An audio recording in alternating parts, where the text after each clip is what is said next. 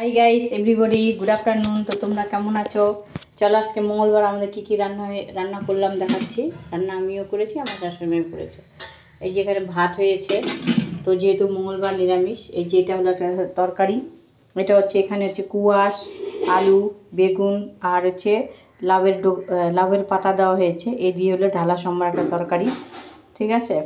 আর এই যেখানে আছে লাউ দিয়ে মাছের মতো করে করা হয়েছে, উপর থেকে ধনিয়া পাতা দেওয়া হয়েছে। আর এখানে হলো আলু সোয়াবিনের তরকারি, ঠিক আছে।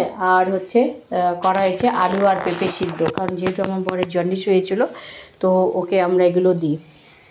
তো আজ প্রত্যেকে দুপুরে চলে আসো আমাদের বাড়িতে লাঞ্চ করার জন্য, ঠিক আছে। এগুলো সবই রান্না হয়েছে মন্দিরা এন্টারপ্রাইজ মশলা দিয়ে।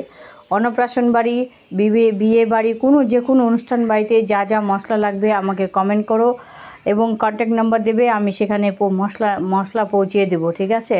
এবং যদি মশার ধূপকাঠি লাগে বা ফিনাইল লাগে, হারপিক লাগে, যা কিছু লাগবে আমাকে কমেন্ট করলে বাড়ি বসে পেয়ে যাবে। শিলিগুড়ির মধ্যে শিপিং চার্জ লাগবেই না, শিলিগুড়ির বাইরে 1 কিলো করে নিতে হবে, ঠিক আছে। তাহলে আমি এখন রাখি, টাটা, বাই বাই, দেখা হবে নেক্সট ভিডিওতে।